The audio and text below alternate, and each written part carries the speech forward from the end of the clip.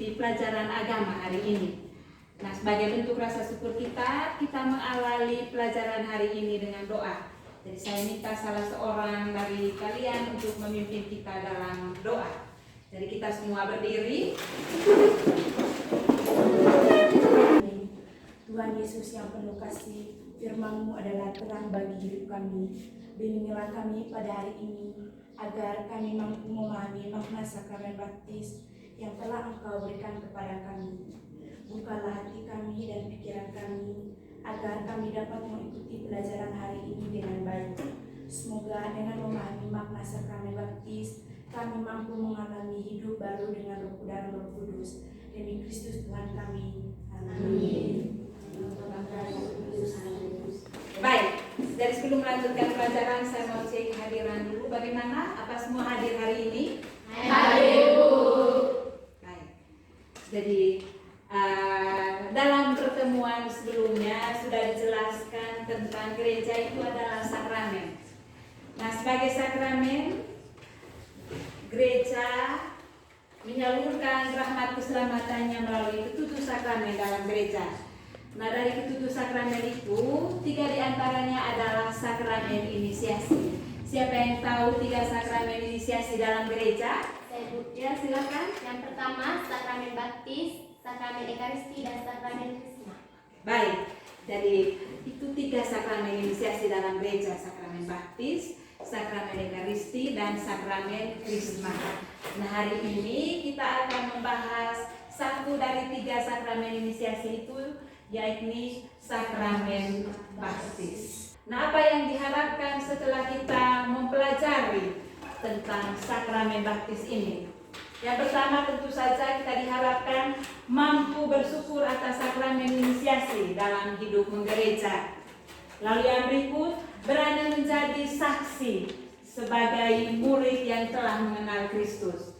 Yang berikutnya, bahwa melalui proses diskusi dalam kelompok mampu menjelaskan sarana yang dipergunakan dalam sakramen baptis.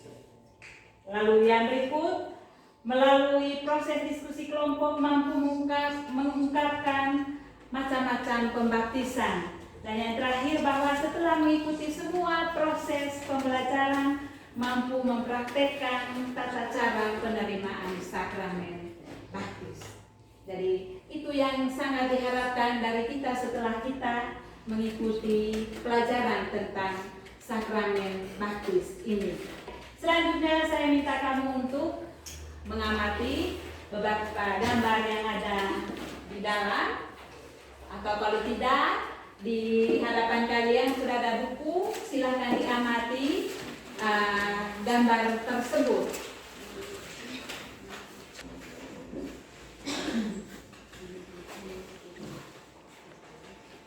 Kalau itu sudah, kita lanjutkan dengan saya minta salah seorang membaca teks kitab suci dari Injil Yohanes bab 3 ayat 1 sampai 7. Silakan. Percakapan dengan Nikodemus, Yohanes bab 3 ayat 1 sampai 7. Adalah seorang Farisi yang bernama Nikodemus, seorang pemimpin agama Yahudi. Jawab Yesus, "Aku berkata kepadamu, sesungguhnya jika seorang tidak dilahirkan dari air dan roh, ia tidak dapat masuk dan ke dalam kerajaan Allah. Apa yang dilahirkan dari daging adalah daging, dan apa yang dilahirkan dari roh adalah roh. Janganlah engkau heran, karena aku berkata kepadamu, kamu harus dilahirkan kembali." Baik, terima kasih. Lalu untuk teks yang kedua, silahkan dibaca masing-masing. Jadi ada buku, ada kitab suci di hadapan kamu, silahkan dibaca teksnya dari Kisah Para Rasul bab 2 ayat 37 sampai 47.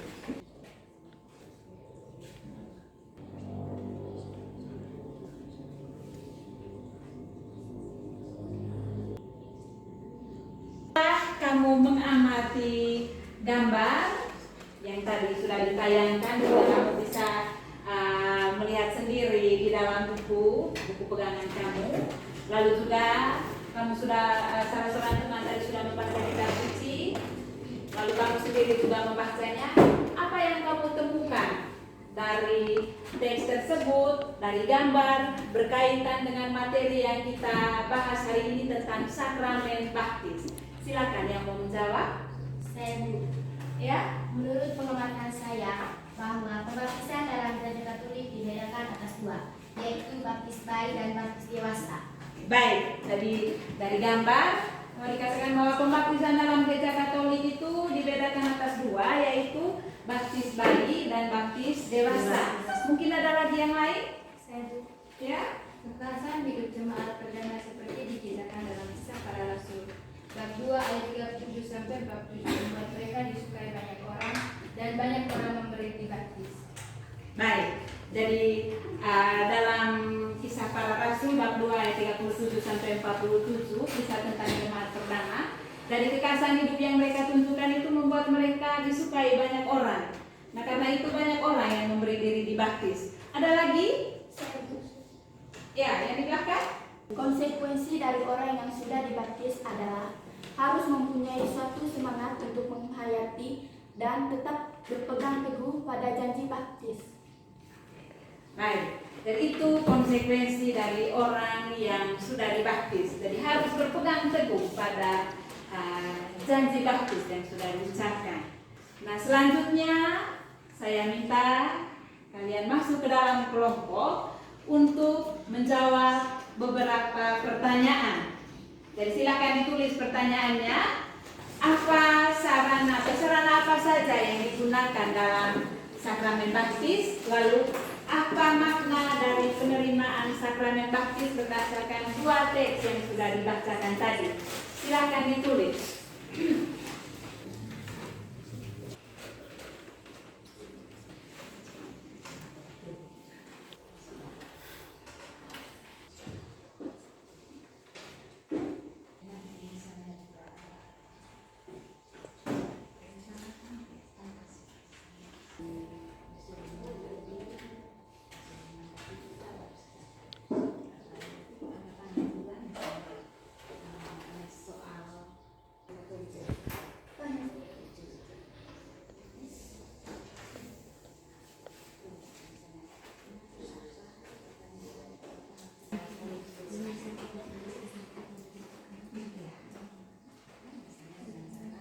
Baik, sudah?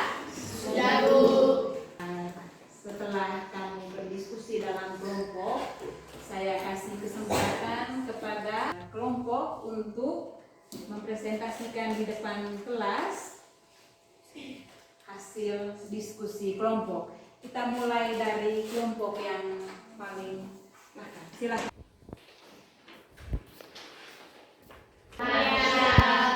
Kami akan mempresentasikan hasil kerja kelompok kami.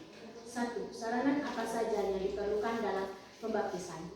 Air yang berarti membersihkan dari dosa-dosa, lilin yang melambangkan cahaya Kristus, kain putih yang melambangkan kita mengenakan Kristus, krisma melambangkan Roh Kudus dalam satuan gereja. Sekian dan terima kasih. Baik, sebelum teman ini kembali ke tempat duduknya, silakan mungkin ada kelompok lain yang mau menanggapi. Ya, yang di belakang. Dengan cara apakah pembaptisan di Katolik dilakukan?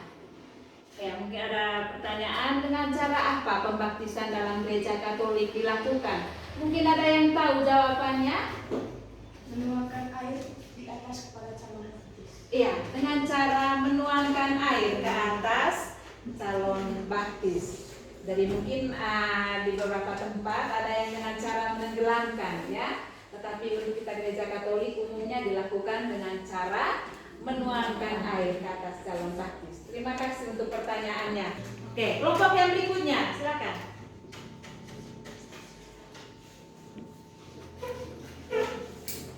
Selamat siang teman-teman. Siang. Saya akan menyampaikan hasil kerja diskusi kelompok kami. 1. Sarana apa saja yang digunakan dalam pembaptisan? Air yang berarti membersihkan dari dosa-dosa, lilin yang melambangkan cahaya Kristus, kain putih yang melambangkan mengenakan Kristus, minyak krisma melambangkan Roh Kudus. 2. Makna atau rahmat dari sakramen baptis. Kita dibebaskan dari dosa, dilahirkan kembali sebagai anak-anak Allah, menjadi saudara-saudara Kristus, dimasukkan ke dalam gereja, dan ikut ambil bagian dalam utusan gereja. Terima kasih untuk kelompok ini. Ada tanggapan atau masukan untuk kelompok ini? Tidak ada? Baik, silakan kembali. Jadi terima kasih kalian sudah mempresentasikan hasil diskusi kalian. Silakan saya minta untuk kalian membuat kesimpulan atas jawaban-jawaban yang sudah dipresentasikan di depan kelas tadi. Silakan Ivana dari kelompok ini. Kesimpulan silakan. Dari hasil presentasi beberapa kelompok dapat saya simpulkan bahwa yang pertama, gereja adalah persekutuan orang beriman kepada Yesus Kristus. Sebagai persekutuan, gereja pun mempunyai persyaratan bagi setiap orang yang ingin menjadi anggotanya. Yang kedua, syarat utamanya adalah beriman kepada Yesus Kristus sebagai juru selamat. Yang kelima, dalam gereja Katolik, secara umum yang wajib dipergunakan dalam pembaptisan adalah dengan menuangkan air, bukan dengan menggelapkan. Baik. Ada lagi? Kelompok yang terakhir. Ya, silakan.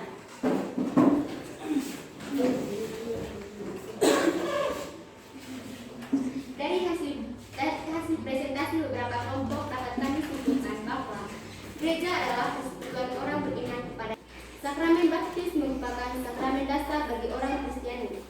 Dibaptis berarti orang bergabung menjadi anggota gereja.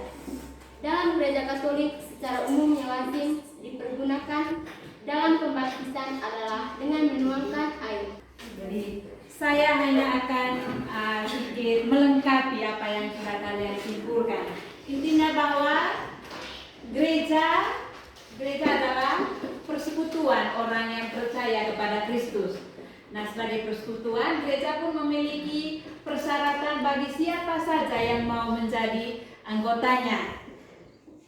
Jadi syarat utamanya adalah percaya atau beriman kepada Yesus Kristus. Dari beriman itu tidak hanya sekedar tahu banyak hal, memiliki kitab suci, rajin berdoa, tetapi apa yang kita imani, apa yang kita percaya harus kita terapkan, harus kita wujud nyatakan dalam kehidupan sehari-hari melalui kata-kata dan perbuatan. Lalu ada sedikit tadi yang lupa disampaikan, yaitu bahwa pembaptisan itu dibedakan atas dua, baptis dewasa dan baptis bayi. Ada tahapan-tahapan untuk baptis dewasa. Jadi ada masa prakatekumenat, ada masa katekumenat, ada masa persiapan akhir, dan masa mistagogi. Jadi saya rasa hanya itu saja inti dari materi kita hari ini. Yang pasti bahwa sebagai orang yang sudah dibaptis, kita punya tugas, ya, punya tugas untuk mewartakan kabar gembira kerajaan Allah di tengah dunia. Kalau ada yang kurang jelas nanti silakan dipelajari di rumah, atau mungkin ada yang kurang jelas silakan ditanyakan. Tidak ada. Kalau tidak ada, jadi untuk pelajaran kali berikut silakan dipelajari di rumah. Dari kita tutup pertemuan kita dengan doa. Saya minta salah seorang dari kalian untuk mengantar kita dalam doa penutup. Satu orang pimpin kita dalam doa. Marilah kita siapkan hati untuk berdoa. Dalam nama Bapa, Putra, dan Roh Kudus. Amin. Bapa kami yang ada di surga, dimuliakanlah namamu, datanglah kerajaanmu, jadilah kehendak-mu di atas bumi seperti di dalam surga. Berilah kami rezeki pada hari ini, dan ampunilah kesalahan kami, seperti kami pun mengampuni yang salah pada kami. Dan jangan masukkan kami ke dalam cobaan, tetapi bebaskanlah kami dari yang jahat. Amin. Dalam Bapa dan Putra dan Roh Kudus. Amin. Terima kasih. Selamat siang. Siang.